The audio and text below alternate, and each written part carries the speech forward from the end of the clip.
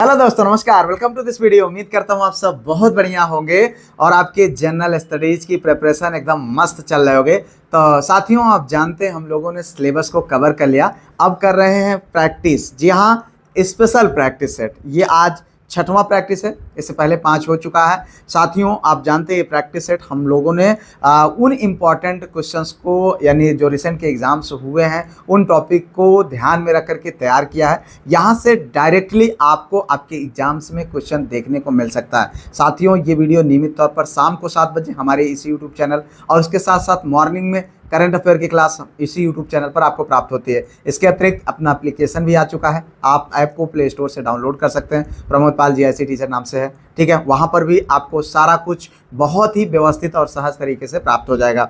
तो अगर आप चाहते हैं, ये नंबर भी है, आप कॉन्टैक्ट कर लीजिए। आइए यहाँ से वीडियो को शुरू करते हैं। पहला क्वेश्चन लेते हैं।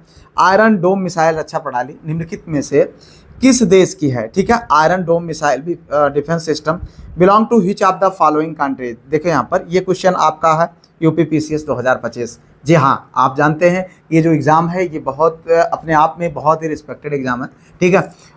जो है इसमें आपके इस टाइप के क्वेश्चंस आपको देखने को मिलेंगे, तो इसलिए ऐसे ही क्वेश्चन को शामिल किया गया, तो जिससे आपको अंदाजा लगेगा। देखिए यहाँ पर फ्रांस, संयुक्त राज्य अमेरिका, इजराइल। देखो 1 2 2 3 केवल 3 केवल 1, तो आंसर करना मेरे भाई। यहाँ पर देखें जो सही विकल्प है वो क्या होगा, वो है भैया केवल 3। जी हाँ, अगर हम देखें आयरन डोम यानी इजराइल से, ठीक है। कहाँ से है? इजराइल से है। इजराइल द्वारा स्वदेशी रूप से विकसित एक कम दूरी की वायु रक्षा प्रणाली यानी एयर डिफेंस सिस्टम है। क्या? ये वाला जो है आयरन डोम मिसाइल रक्षा प्रणाली, ठीक है। और इसे राफेल एडवांस डिफेंस सिस्टम और इजराइल एरोस्पेस इंडस्ट्रीज द्वारा संयुक्त रूप से डिजाइन और निर्मित किया गया है। इसका मुख्य उद्देश्य दुश्मन द्वारा दागे गए रॉकेटों, तोपखानों के गोलों और मोर्टार को हवा में ही रडार से ट्रैक करके नष्ट कर देना। तो ये है भैया, ये प्रणाली 90% से अधिक की सफलता दर के साथ अपनी नागरिक आबादी वाले देशों की सुरक्षा सुनिश्चित करने के लिए विश्व भर में फेमस है। तो इसको आपको ध्यान रखना है, ठीक है भैया।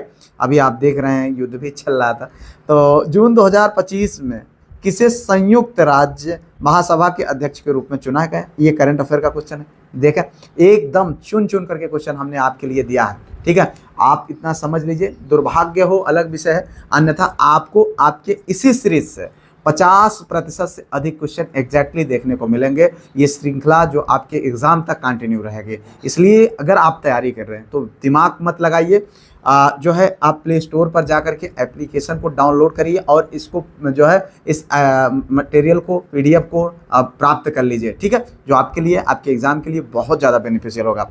यहाँ पर देखिए, who has been elected as the president of the United Nation General Assembly in June 2025? Philemon Yang, एना बेयरवॉक, हेल्गा सिम्स और एंटोनियो गुटेरस। आंसर करना है सही विकल्प। देखिए यहाँ पर जो सही विकल्प है वो है फिलेमोंग यांग। जी हाँ, ये आंसर आपका फिलेमोंग यांग है। कैमरून गणराज्य के पूर्व प्रधानमंत्री फिलेमोन यांग को संयुक्त राष्ट्र महासभा के 79th सत्र का नया अध्यक्ष चुना गया है। 79th, ठीक है। तो ये नया अध्यक्ष चुना गया है। उनका यह 1 वर्षीय कार्यकाल सितंबर 2024 से शुरू होकर के 2025 तक चलेगा, ठीक है। चला मतलब रहा। तो ये क्वेश्चन आपके लिए इंपॉर्टेंट है, आप ध्यान रखना मेरे भाई, ठीक है। संयुक्त राष्ट्र महासभा के अध्यक्ष का चुनाव हर साल क्षेत्रीय रोटेशन के आधार पर सभी सदस्य देशों के प्रतिनिधियों द्वारा गुप्त मतदान के माध्यम से किया जाता है, ठीक है। एंटोनियो गुटेरस जो है वर्तमान में क्या है? ये एंटोनियो गुटेरस वर्तमान में जो है संयुक्त राष्ट्र के महासचिव हैं, ना कि महासभा के अध्यक्ष। आगे बढ़े भैया, अगला क्वेश्चन। उष्मागतिकीय थर्मोडायनेमिकली रूप से जो है कार्बन का सबसे स्थिर रूप कौन सा है? Which is the most stable form of carbon thermodynamically, ठीक है। हीरा, फ्लोरीन, ग्रेफाइट, कोयला। इंपॉर्टेंट है, ध्यान रखना, ठीक है मेरे भाई। देखिए यहाँ पर जो सही विकल्प है वो है ग्रेफाइट। क्या है? ग्रेफाइट। ये आपका सही विकल्प है। क्या है? ग्रेफाइट, ठीक है। अगर हम देखें विज्ञान और उष्मागतिकी के अनुसार मानक तापमान और दबाव पर कार्बन का सबसे स्थिर अपरूप ग्रेफाइट होता है। क्या होता है? ग्रेफाइट होता है। रसायन विज्ञान में ग्रेफाइट के निर्माण की मानक एंथैल्पी को 0 माना जाता है, ठीक है। बढ़ते हैं भैया, अगला क्वेश्चन यहाँ पर देखें। निम्नलिखित में से कौन सी नदी अरब सागर में गिरती है? देखो यहाँ पर ये बात किया गया है कि विच of the following river full जो है फॉल इनटू द अरेबियन सी। पेरियार, पेन्नार, पलार, केवल 1 2 3 3 1 2। तो आंसर करना है। देखें, आपको मैं बार बार कहता हूँ, क्वेश्चन का आंसर पता हो कमेंट में तुरंत लिख दिया, ना पता हो मेरे बताने के बाद, चीज़ें लंबे समय तक याद रहेंगी, ठीक है, इसलिए ऐसा मैं बोलता हूँ। तो यहाँ पर जो सही विकल्प है वो यही है, ठीक है, केवल 1। अगर हम बात करें यहाँ पर पेरियार नदी, केरल राज्य की सबसे लंबी और प्रमुख नदी है पेरियार नदी, ठीक है, जो पश्चिमी घाट से, कहाँ से निकलती है, पश्चिमी घाट से निकल करके पश्चिम की ओर बहते हुए अरब सागर में जाकर के गिर जाती है। अगर हम बात करें यहाँ पर पेन्नार नदी का, पेन्नार नदी जो है कर्नाटक की नंदी दुर्ग पहाड़ियों से निकलती है। कहाँ से? नंदी दुर्ग पहाड़ियों से निकलती है पेन्नार नदी, ये वाली, ठीक है। और ये पूर्व की ओर बहते हुए अंततः कहाँ, बंगाल की खाड़ी में जाकर गिर जाती है। और पलार की अगर हम बात करें तो ये भैया पलार नदी भी कर्नाटक से निकलकर तमिलनाडु में होते हुए पूर्व की दिशा में बहती हुई बंगाल की खाड़ी में जाकर के समाहित हो जाती है भैया, ठीक है। आगे बढ़े भैया, अगला क्वेश्चन यहाँ पर देखिए, विश्व में अंगूर की खेती, बागवानी, कोस्कीट पालन यानी जो है विकसित है कहाँ पर? देखिए यहाँ पर vertical horticulture and sericulture are well developed in the world. क्या खूबसूरत है यार। मानसून क्षेत्रों में, उष्णकटिबंधीय उच्च भूमि में, भूमध्य सागरीय क्षेत्रों में, पश्चिम समुद्री तटीय क्षेत्रों में। आपको आंसर करना है मेरे भाई। देखिए यहाँ पर जो सही विकल्प है ये है आपका भूमध्य सागरीय क्षेत्रों में। किसमें? भूमध्य सागरीय क्षेत्रों में, ठीक है। विश्व में अंगूर की खेती और खट्टे रसीले फलों की बागवानी विशेष रूप से भूमध्य सागरीय जलवायु वाले क्षेत्रों में अत्यधिक विकसित है, ठीक है। इस जलवायु की सबसे प्रमुख विशेषता गर्म व शुष्क गर्मियों और हल्की व बरसात वाली सर्दियों होती है, जो अंगूर, जैतून, संतरा जैसी फसलों के लिए विश्व की सबसे आदर्श स्थिति प्रदान करती है, ठीक है। इन्हीं क्षेत्रों में उच्च गुणवत्ता वाले अंगूरों का भारी उत्पादन होता है, जिसके कारण यह क्षेत्र पूरी तरह दुनिया में वाइन उत्पादन का प्रमुख केंद्र यानी शराब उत्पादन का प्रमुख केंद्र बन जाता है। ये देखो भैया, एक्स का मान ज्ञात कीजिए, ठीक है। तो आपको ये देखिए यहाँ पर दिया हुआ है क्वेश्चन, आपको इसके हिसाब से आंसर चूज करना है। ये मैथ का क्वेश्चन है, ठीक है। इसमें जो सही विकल्प है मित्र वो है आपका ये वाला, ठीक है। इसको आप देख लीजिएगा। आगे बढ़ो, अगला क्वेश्चन सूची 1 को सूची 2 में सम्मिलित कीजिए तथा सूचियों में दिए गए कौन सा उत्तर आपको देना है, ठीक है। Select list 1 with list 2 and select the correct answer using the code given below, ठीक है। ये है राष्ट्रीय उद्यान और ये है राज्य, ठीक है। आपको मानस राष्ट्रीय उद्यान, वाल्मीकि, सलीम इस तरीके से है और कोड के माध्यम से आपको बताना है कहाँ पर है, ठीक है। तो देखिए यहाँ पर मित्र जो सही विकल्प है आपका यहाँ पर इन कोड में वो है ये वाला 4 3 2 1, ठीक है। अब अगर आप देखें तो 4 फिर उसके बाद 3 फिर उसके बाद 2 फिर उसके बाद 1, ये है आपका सही विकल्प। अगर हम देखें मानस राष्ट्रीय उद्यान कहाँ पर है, ये असम में है, ठीक है। यह यूनेस्को विश्व धरोहर स्थल और महत्वपूर्ण बाघ आरक्षित क्षेत्र कहाँ पर है? असम में है, ठीक है। वाल्मीकि की बात करें हम तो ये बिहार में है। वाल्मीकि राष्ट्रीय उद्यान ये भारत के बिहार राज्य का एकमात्र राष्ट्रीय उद्यान है और यह टाइगर रिजर्व है जो पश्चिम चंपारण जिले में स्थित है। कहाँ पर? पश्चिम चंपारण जिले में, ठीक है। सलीम अली ये कहाँ है? जम्मू कश्मीर में। सलीम अली राष्ट्रीय उद्यान प्रसिद्ध पक्षी विज्ञानी के नाम पर रखा गया है, ठीक है। यह उद्यान जम्मू और कश्मीर के श्रीनगर में स्थित है, ठीक है। सुल्तानपुर ये कहाँ पर है भैया? ये यूपी वाला सुल्तानपुर नहीं, पड़ोसी वाला। ये भैया कहाँ है? ये है हरियाणा में, ठीक है। यह बेहद प्रसिद्ध पक्षी अभ्यारण्य है और राष्ट्रीय उद्यान है जो हरियाणा राज्य के गुरुग्राम जिले में स्थित है। चलो भैया, इस तरीके से एक क्वेश्चन के साथ 4-4 5-5 क्वेश्चन आपके तैयार होते हैं। तो आप इतना इंपॉर्टेंट रखें, समझते रहें कि जो ये क्वेश्चन आपको बताया जा रहा है। अभी आपने देखा एलडी ग्रेड का एग्जाम हुआ था, ठीक है। उसमें जैसे क्वेश्चन फ्रिक्वेंटली मिलते जुलते क्वेश्चन आ रहे थे उसी टॉपिक से, ठीक है। तो ये जो टॉपिक्स हैं, ये जो क्वेश्चंस हैं, जो इनसे संबंधित चीज़ें हम डिस्कस कर रहे हैं, ये आपके लिए आपके एग्जाम के दृष्टिकोण बहुत बहुत बहुत ज़्यादा इंपॉर्टेंट है, इग्नोर मत करिएगा, ठीक है। तो अगला क्वेश्चन, यदि सकल राजकोषीय घाटे में से ब्याज भुगतान को निकाल दिया जाए तो अवशेष को कहा जाएगा? क्या आपको आंसर करना है। देखो यहाँ पर सकल जो है प्राथमिक घाटा यानी ग्रॉस प्राइमरी डिफिसिट, ठीक है। बजटीय घाटा, ठीक है।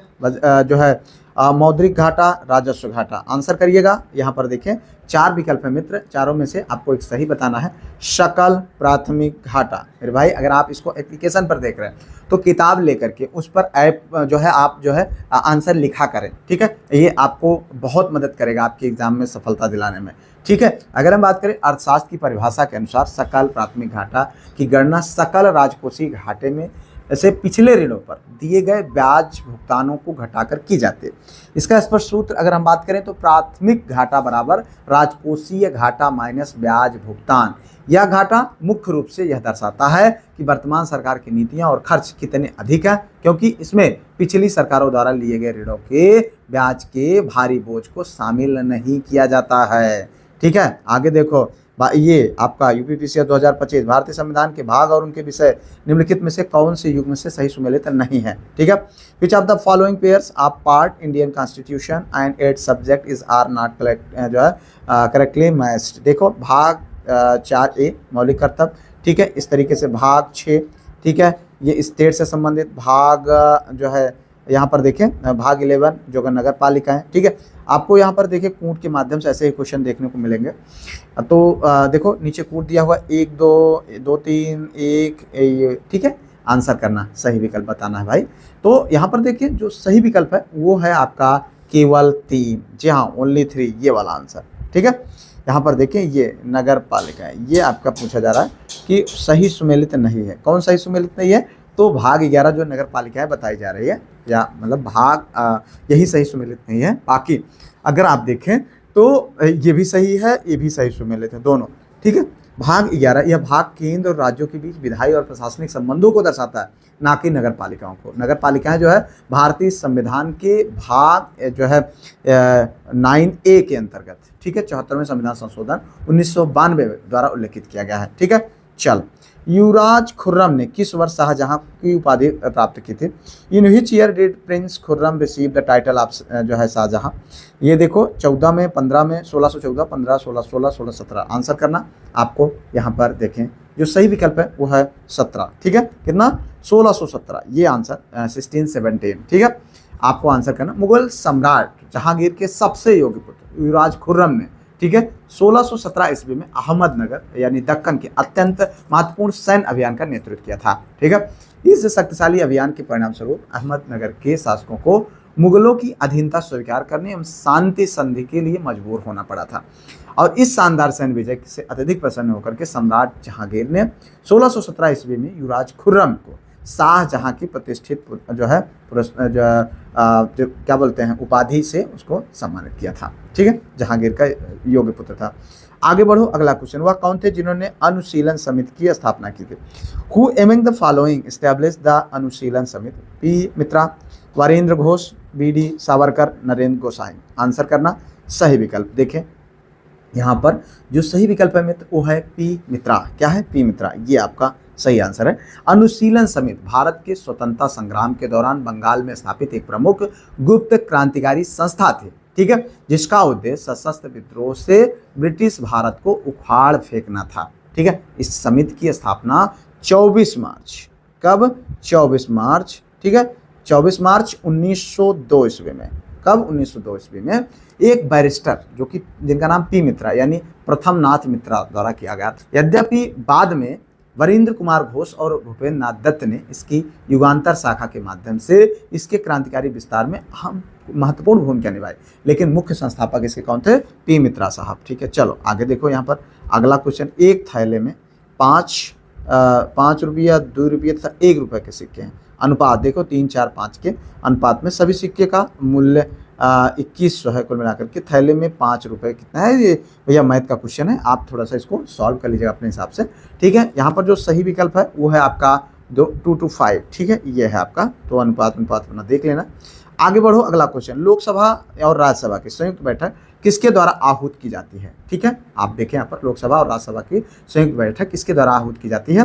तो by whom is the joint sitting of Lok Sabha and Rajya Sabha जो है शमन? तो राष्ट्रपति द्वारा, लोकसभा के अध्यक्ष द्वारा, संसद द्वारा, राज्यसभा के सभापति द्वारा। बहुत बार पूछा गया है, इंपॉर्टेंट क्वेश्चन है।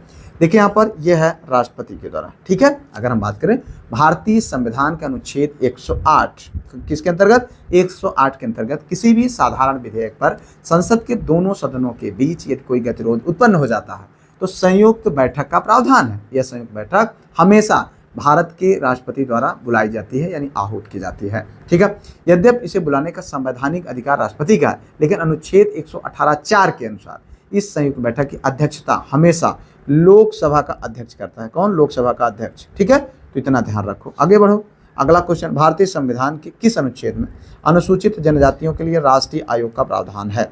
Which article of Indian constitution provide for a national commission for scheduled tribes? देखिए 338A, 341, 16, देखें ये 82, आंसर करना। ठीक है, ये देखो भैया इसमें आप ये जो सही विकल्प है मित्र 338A, ठीक है, ये वाला ये सही विकल्प है। भारतीय संविधान का अनुच्छेद 338A राष्ट्रीय अनुसूचित जनजाति NCST, क्या है NCST, ठीक है। यहाँ पर देखें कि गठन का विशिष्ट प्रावधान करता है। मूल संविधान में SC और ST के अधिकारों की रक्षा के लिए एक संयुक्त आयोग मतलब अनुच्छेद 338 के तहत का प्रावधान था, ठीक है। 89वें संविधान संशोधन अधिनियम 2003 के माध्यम से यह नया अनुच्छेद 338A जोड़ा गया और 2004 में अनुसूचित जनजातियों के लिए एक पूर्ण पृथक राष्ट्रीय आयोग की स्थापना कर दिया गया। तो ये भी क्वेश्चन पूछा जा सकता है, कब बना? तो 2004। राज्य वित्त आयोग है एक, किसका? स्टेट फाइनेंस कमीशन इज, ठीक है, विधिक संस्था, आसाम विधिक संस्था, संवैधानिक संस्था, उपरोक्त में से कोई नहीं। आंसर करना सही विकल्प। देखें यहाँ पर जो सही विकल्प है वो है संवैधानिक संस्था, ठीक है, ये है आपका सही विकल्प। राज्य वित्त आयोग भारत की प्रशासनिक व्यवस्था में एक पूर्ण रूप से संवैधानिक संस्था है। इसका गठन ऐतिहासिक रूप से 73वें और 74वें संविधान संशोधन 1992 में 1992 में, ठीक है, 1992 के तहत अनिवार्य रूप से किया गया था। संविधान के अनुच्छेद 243 कब 243 के अंतर्गत और अनुच्छेद 243Y के अंतर्गत राज्य के राज्यपाल द्वारा प्रत्येक 5 वर्ष की समाप्ति पर इसका विधिवत गठन किया जाता है। इसका उद्देश्य राज्य और स्थानीय निकायों के बीच करों का उचित बंटवारा सुनिश्चित करना है, ठीक है। चलो आगे देखो, 4 बौद्ध संगीतियाँ निम्नलिखित स्थानों पर संपन्न हुई, ठीक है, संगीत समितियाँ। आपको बताना इनमें कालक्रम के अनुसार व्यवस्थित करना। ये देखो यूपीपीसीएस 2025 और जीआईसी ग्रेड 2018 जीआईसी ग्रेड 2025 में भी पूछा गया है, ठीक है।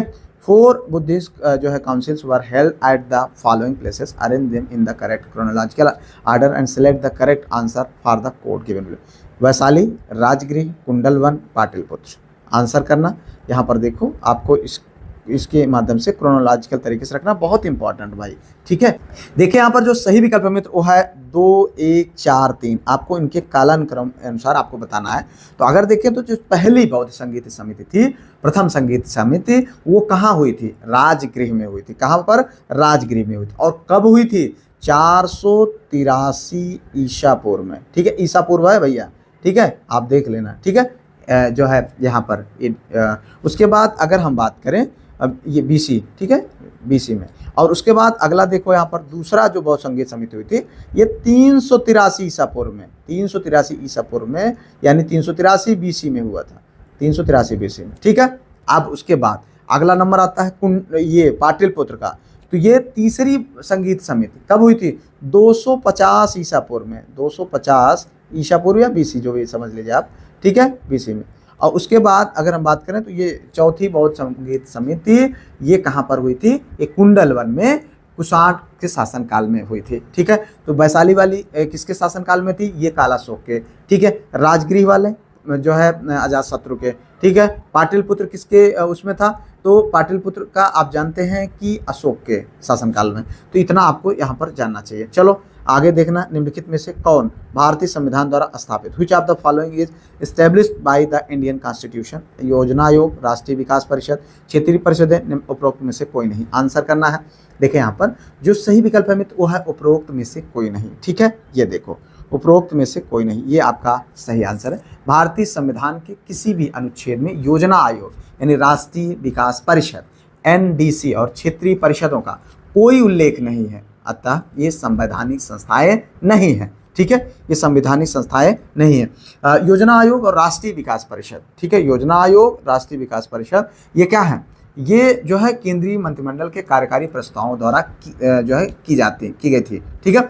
अगर हम बात करें क्षेत्रीय परिषदों की स्थापना राज्य पुनर्गठन अधिनियम 1956 के तहत की गई थी, ठीक है। इसलिए इस संसद के अधिनियम द्वारा निर्मित सांविधिक निकाय ये तीनों में से कोई नहीं है, ठीक है। ये क्वेश्चन इस तरीके से पूछ करके आपको फंसा देगा। आगे बढ़ो, अगला क्वेश्चन, भारत का वन्य जीव संस्थान अवस्थित है कहाँ?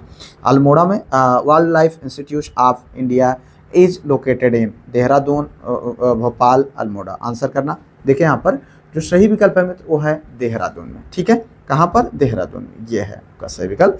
तो भारतीय वन्यजीव संस्थान यानी पर्यावरण, वन और जलवायु परिवर्तन मंत्रालय के अधीन कार्यरत एक स्वायत्त संस्थान है। ठीक है, इसकी स्थापना वर्ष 1982 में, कब? 1982 में हुआ। ठीक है, यह उत्तराखंड के देहरादून में स्थित है। ठीक है, कहाँ पर? उत्तराखंड के देहरादून में।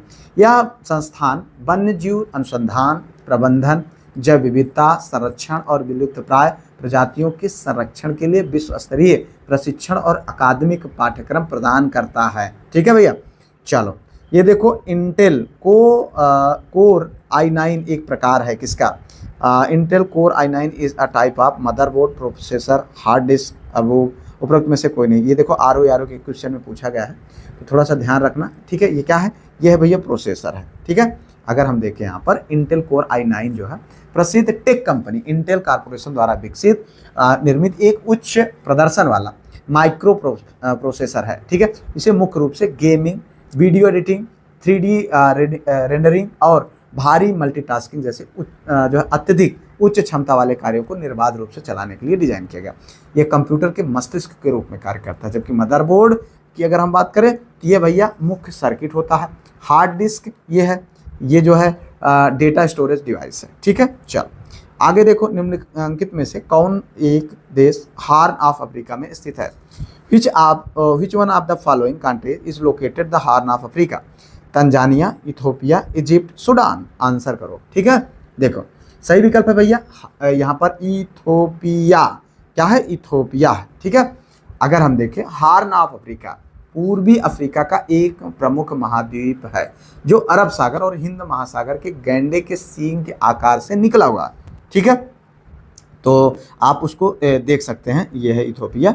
ठीक है, अगर हम देखें यहाँ पर तो भौगोलिक और राजनीतिक दृष्टि से इस क्षेत्र में मुख्य रूप से 4 देश शामिल होते हैं। जिबूती, ठीक है, और उसके बाद इरिट्रिया, इथोपिया और सोमालिया।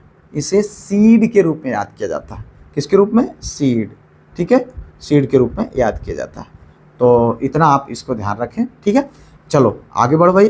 आगे उससे पहले यार वीडियो को अगर लाइक, चैनल को सब्सक्राइब, हाइप, शेयर नहीं किए हैं तो गलत बात है, तुरंत करिएगा क्योंकि बहुत मेहनत लगती है। ठीक है, इतनी लंबी क्लास और बहुत व्यवस्थित तरीके से चीज़ों को देने में हालत ख़राब हो जाती है। ठीक है, देखिए यहाँ पर कौन सी अफ्रीकी देश भारत के एकीकृत भुगतान इंटरफेस यानी UPI को अपनाने वाला पहला देश बना? ठीक है, which African national become the first to adopt India's unified payment? Ghana, Nigeria, Namibia, Kenya. LT grade 2025 का एक क्वेश्चन पूछा गया है, तो आंसर दीजिएगा भैया। यहाँ पर जो सही विकल्प है वो है नामीबिया। जी हाँ, नामीबिया। वर्ष 2024 में नामीबिया आधिकारिक तौर पर भारत की यूनिफाइड पेमेंट इंटरफेस यानी UPI तकनीक को अपनाने वाला पहला अफ्रीकी देश कब बना? 2024 में। ठीक है, कौन बना? नामीबिया बना। इस टाइप क्वेश्चन बनेगा आपके एग्जाम में। NPCI इंटरनेशनल पेमेंट्स लिमिटेड यानी NIPL ने नामीबिया के केंद्रीय बैंक ऑफ नामीबिया के साथ इस उन्नत डिजिटल भुगतान प्रणाली को विकसित करने के लिए एक ऐतिहासिक समझौता किया। यह कदम नामीबिया में वित्तीय समावेशन को बढ़ावा देने के साथ साथ भारत की डिजिटल की कूटनीति की एक बड़ी वैश्विक सफलता का प्रतीक भी है। चलो भाई आगे देखो, निम्नलिखित में से कौन सा बहुलक जैव निम्नीकरण नहीं किया जा सकता? विच ऑफ द फॉलोइंग जो है polymer can not be biodegraded? Cellulose, starch, protein, PPC। Answer करने में भाई बहुत इंपॉर्टेंट है। ठीक है, अभी ये देखो PBC। जी हाँ, PBC अगर हम देखें तो यह जो है एक क्या है? एक सिंथेटिक प्लास्टिक बहुलक है। यह प्रकृति में पाए जाने वाले जीवाणुओं या कवकों द्वारा प्राकृतिक रूप से विघटित जो है नहीं होती, डिकम्पोज नहीं होता। यह जैव अनिम्नीकरणीय है। ठीक है, इसके विपरीत सेलुलोज, स्टार्च, ठीक है, सेलुलोज, स्टार्च और प्रोटीन ये क्या है? ये सभी प्राकृतिक बहुलक है। ठीक है, चलो ये देखो, निम्नांकित में से कौन एक प्राकृतिक बहुलक नहीं है? यहाँ पर विच of the following is not natural polymer? यहाँ पर क्या पूछा गया था? ये कौन सा बहुलक जैव निम्नीकृत नहीं किया जा सकता? और ये क्या है भैया? ये यहाँ पर विच of the following is not the जो है नेचुरल पॉलीमर? ऊन, रेशम, चमड़ा, नायलॉन। तो आंसर करना। ठीक है, आंसर करें। यहाँ पर देखिए जो सही विकल्प में तो वो है नायलॉन। ठीक है, क्या है? नायलॉन। ये अगर हम बात करें नायलॉन जो है एक मानव निर्मित पॉलीएमाइड बहुलक है जिसका निर्माण प्रयोगशालाओं और कारखानाओं में जटिल रासायनिक प्रक्रियाओं द्वारा किया जाता है। यह प्राकृतिक बहुलक नहीं है। ठीक है, यहाँ ध्यान देना मेरे भैया, प्राकृतिक बहुलक नहीं है। ऊन जो है अगर हम बात करें तो यह भैया भेड़ों के बालों से, ठीक है। रेशम की अगर हम बात करें तो रेशम के कीड़ों के कोकीन से, और चमड़ा की बात करें तो जो है ये जो है जानवरों की त्वचा से बनाए जाते हैं। नायलॉन जो है अपने अत्यधिक लचीलेपन और मजबूती के कारण पैरासूट, रस्सियों और कपड़ों के निर्माण में इसका प्रयोग किया जाता है। ठीक है, ये देखो भैया लुप्त संख्या देखें आप पर, फाइंड द मिसिंग नंबर, ये है भैया यहाँ पर आपको इस तरीके से आपको करना है 76, 55, 67, 86। तो आप इसको थोड़ा सा सॉल्व कर लीजिएगा। ठीक है, यहाँ पर देखें जो सही विकल्प है वो है 67। ठीक है, चलो आगे देखो अगला क्वेश्चन, पौधों को पराबैंगनी विकिरण से। देखें आपके इस प्रैक्टिस सेट में सारे क्वेश्चन को बिल्कुल उसी सीक्वेंस में रखा गया जैसा आपको आपके एग्जाम में देखने को मिल सकता है, तो आप इस मेहनत को समझिए। ठीक है, पौधे को पराबैंगनी विकिरण से होने वाले हानि से बचाने वाला वर्णक है the pigment that protect plants from damage cause by the ultraviolet radiation, xanthophyll, chlorophyll, carotenoid और फाइकोसायन। ठीक है, तो इसमें आपको सही आंसर देना है मेरे भाई। यहाँ पर देखिए जो सही विकल्प है कैरोटीनाइड, क्या है कैरोटीनाइड, ये आपका सही विकल्प है। कैरोटीनाइड पौधे में प्राकृतिक रूप से पाए जाने वाले पीले, नारंगी और लाल रंग के अत्यंत महत्वपूर्ण वर्णक हैं, यानी पिगमेंट है। ये वर्णक न केवल प्रकाश संश्लेषण की प्रक्रिया में सहायक होते हैं बल्कि ये सूर्य से आने वाले हानिकारक जो पराबैंगनी किरणें होती हैं उनके जो है पराबैंगनी विकिरण की अतिरिक्त ऊर्जा को अवशोषित कर लेते हैं। ठीक है, अल्ट्रावायलेट रेडिएशन को ये बिखरते हैं। ठीक है, चलो ये देखो टेलीफोन लाइन की सहायता से विश्व भर में के कंप्यूटरों के मध्य आंकड़ों का आदान प्रदान करने के वास्ते निम्न में से कौन सा आवश्यक, विच of the following is necessary exchange data between computer world wide using the telephone line. ठीक है, फैक्स, मोडेम, स्कैनर, हब। आपको 4 विकल्पों में से एक सही बताना है। देखिए यहाँ पर जो सही विकल्प है वो है भैया मोडेम। जी हाँ, अगर हम बात करें मोडेम, यहाँ पर वह आवश्यक नेटवर्किंग हार्डवेयर उपकरण है जो कंप्यूटर के डिजिटल सिग्नल को एनालॉग सिग्नल में परिवर्तित करता है। चलो आगे देखो, नीचे 2 कथन दिए गए जिनमें से ये देखो GICLT ग्रेड 2025 कैसे इतना लंबा इतना बड़ा क्वेश्चन पूछा गया है, तो इसलिए आप तैयार रहिए भैया। ठीक है, यहाँ पर देखें नीचे दिए गए 2 कथन दिए गए हैं जिनमें से एक को अभिकथन, दूसरे को कारण आर कहा गया है।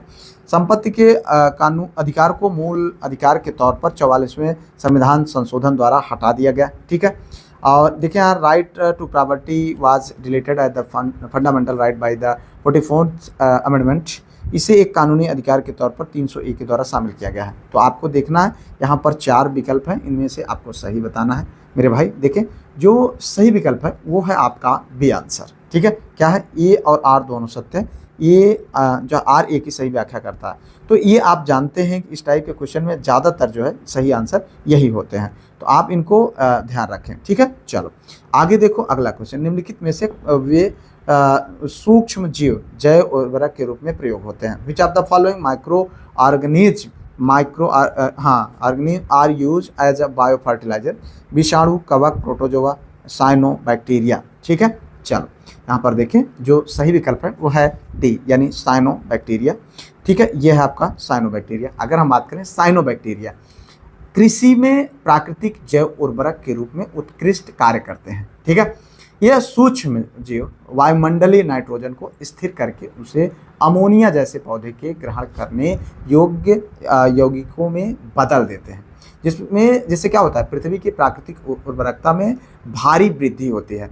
भारत में अगर हम बात करें तो धान यानी चावल के खेतों के में उत्पादन बढ़ाने के लिए साइनोबैक्टीरिया नामक मतलब का जो है व्यापक रूप से उपयोग किया जाता है। विषाणु और प्रोटोजोआ का उर्वरक के रूप में कोई जो है प्रयोग नहीं होता। आगे बढ़े भैया, अगला क्वेश्चन हाल ही का मतलब 2012 के परिप्रेक्ष्य में है। तो एक नई रेल कोच निर्माण कारखाने की नींव रखी गई। ठीक है, तो आपको आंसर करना है। देखिए यहाँ पर सहरसा में, अमृतसर में, रायबरेली में, चेन्नई में। ये देखो ये 2012 में क्वेश्चन पूछा गया था, तो आपको इसका आंसर देना, इसी टाइप का क्वेश्चन मिलेगा आपको। ठीक है, चलो यहाँ पर देखिए जो सही विकल्प है वो है रायबरेली में, ठीक है। कहाँ? यूपी के अपनी रायबरेली में। आगे देखो भैया, सूची 1 को सूची 2 से सुमेलित कीजिए। सूचियों में दिए गए कूट से आपको, ये समाचार पत्र है, प्रकाशित होने का स्थान है, ठीक है, आपको यहाँ पर बताना है। और ये नीचे दिया गया है कूट, ठीक है। तो ये JICLT ग्रेड 2025 का क्वेश्चन है, ठीक है। देखो आपको देखने को भी मिल रहा है। तो अगर हम यहाँ पर देखें तो ये है भैया, इसमें जो कूट सही है वो है भैया बी आंसर, ठीक है, ये वाला। ये है आपका, ठीक है। एक का अगर देखो यहाँ पर 1 का 2 बता रहा, अमृत बाजार पत्रिका कहाँ? कलकत्ता में, ठीक है। बी का 1 बता रहा, लीडर जो कहाँ पर? इलाहाबाद में, ठीक है। सी का 3 बता रहा और डी का 4 बता रहा, टाइम्स ऑफ इंडिया बम्बई और प्रभा कानपुर। तो ये आपका सही सुमेलित है। इस तरीके से अलग अलग भी पूछा जा सकता है, ठीक है। चलो भैया, यहाँ पर देखिए गोपथ ब्राह्मण संबंधित है, ठीक है, इज रिलेटेड यजुर्वेद से, सामवेद से, अथर्ववेद से, ऋग्वेद से, ठीक है। यहाँ पर देखिए गोपथ ब्राह्मण किससे संबंधित है? अथर्ववेद से, ठीक है। डिस्क्रिप्शन आपको जो है PDF में भी मिल जाएगा, इसलिए बिल्कुल भी घबराएं नहीं। आगे बढ़ो भैया, अगला क्वेश्चन, प्राचीन भारत में किसने शल्य उपकरणों का उत्कृष्ट विवरण दिया है? Who gave the excellent description of surgical instrument in ancient India?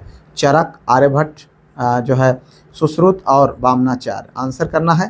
देखिए यहाँ पर जो इम्पोर्टेंट क्वेश्चन है भाई, ये सही है सुश्रुत, जी हाँ, ये आपका सही विकल्प है। प्राचीन भारतीय विज्ञान मतलब चिकित्सा विज्ञान के इतिहास में महर्षि सुश्रुत को सम्मानपूर्वक शल्य चिकित्सा का जनक के रूप में माना जाता है, ठीक है।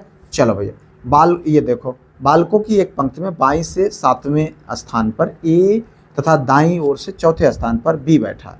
ए और बी आपस में अपना स्थान बदल लेते हैं। ए बाईं ओर से 15वें स्थान पर होता है, दाईं ओर से बी के स्थान ज्ञात करना है आपको, ठीक है। आपको ये बताना भैया, यहाँ पर देख लीजिएगा, यारो 2025 का क्वेश्चन है। इसी तरीके से मैथ आज आप देखें, आपके प्रैक्टिस में पर्याप्त मैथ के क्वेश्चन, आप सबके सवाल रहते थे कि सर मैथ को भी शामिल करें, तो यहाँ देखो पर्याप्त मिल गया, ठीक है।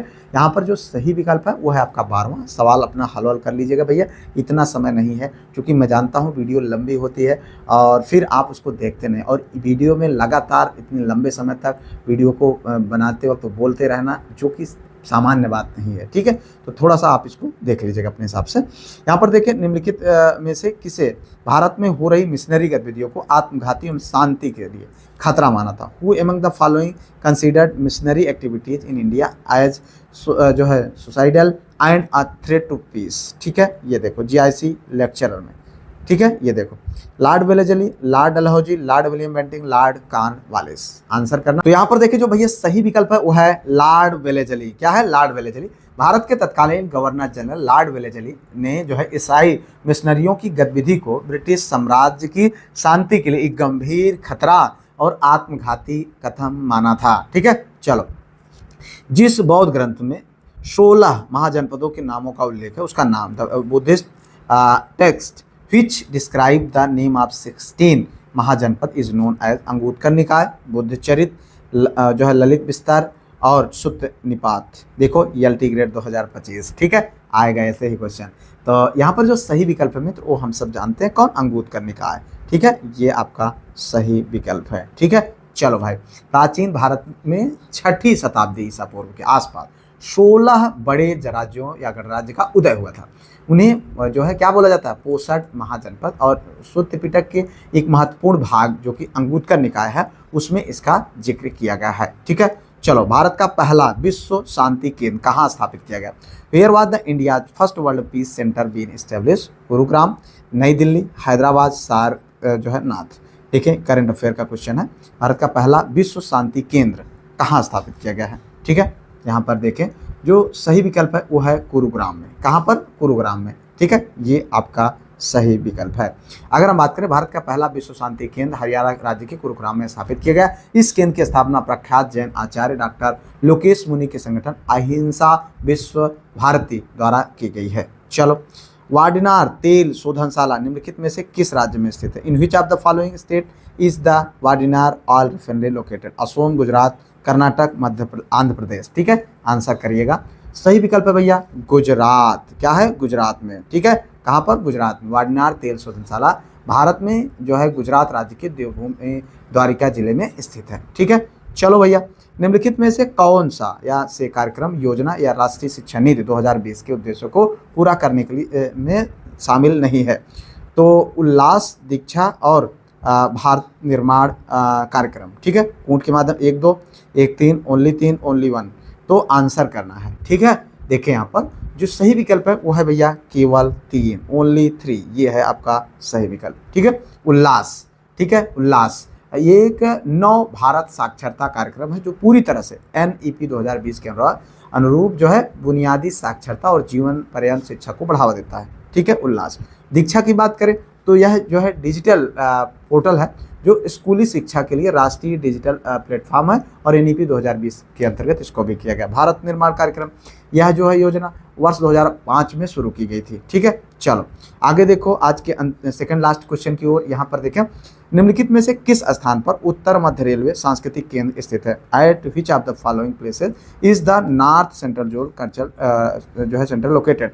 प्रयागराज, कानपुर, वाराणसी, लखनऊ, ठीक है। आपको बताना है सही विकल्प। तो यहाँ पर देखिए जो सही विकल्प है वो है प्रयागराज, ठीक है। ये आपका सही विकल्प है, प्रयागराज है, ठीक है। उत्तर मध्य क्षेत्र सांस्कृतिक केंद्र उत्तर प्रदेश के प्रयागराज, यानी जिसका नाम पहले इलाहाबाद था, वहाँ पर स्थित। आइए बढ़ते हैं अंतिम क्वेश्चन की ओर। JICLT ग्रेड 2025 में पूछा गया था, जो यहाँ पर है, निम्नलिखित में से 3 भारतीय राज्य बड़े राज्यों को की श्रेणी में राज्य ऊर्जा और जलवायु सूचकांक में शीर्ष स्थान पर रहे? उत्तर प्रदेश, उत्तराखंड और पंजाब। कौन? आपको बताना है। यहाँ पर उत्तर प्रदेश, आंध्र प्रदेश, गुजरात, केरल और पंजाब, मध्य प्रदेश, राजस्थान और हिमाचल प्रदेश। तो आंसर करना है सही विकल्प। यहाँ पर देखिए गुजरात, केरल और पंजाब, ये आपका सही विकल्प है। गुजरात, केरल और पंजाब, ये ठीक है, ये आपका सही विकल्प है। अप्रैल 2022 में नीति आयोग द्वारा राज्य ऊर्जा और जलवायु सूचकांक का पहला राउंड जारी किया गया। यह सूचकांक 6 प्रमुख मापदंडों के आधार पर रैंक करता है। यह सूचकांक की रिपोर्ट के अनुसार बड़े राज्यों की श्रेणी में गुजरात ने पहला स्थान प्राप्त किया, उसके बाद केरल, फिर पंजाब। इस तरीके से हम लोगों ने इंपॉर्टेंट यहाँ पर 40 क्वेश्चन देखा जो आपके एग्जाम के दृष्टिकोण से इंपॉर्टेंट है। अगर आपने अभी तक पूरा वीडियो देखा है तो निश्चित तौर पर आप अपने सिलेक्शन की ओर बहुत सिलेक्शन के लिए आप बहुत जो है कटिबद्ध हैं, ठीक है। और वीडियो को अभी तक आपने लाइक, चैनल को सब्सक्राइब, हाइप, शेयर नहीं किया है तो कर लीजिएगा। आपके उज्जवल भविष्य की हम शुभकामना देते हैं। और हाँ, एप्लीकेशन जो है डिस्क्रिप्शन में है, उसको डाउनलोड करके आप यूज करिए। और जो PDFs है, टेस्ट हैं, क्विजेज हैं और भी जो सारे जो है वीडियोज़ हैं उनको एक्सेस करिए। मिलते हैं किसी और वीडियो में किसी और टॉपिक पर, तब तक के लिए जय Hind, Vande Mataram, best of luck.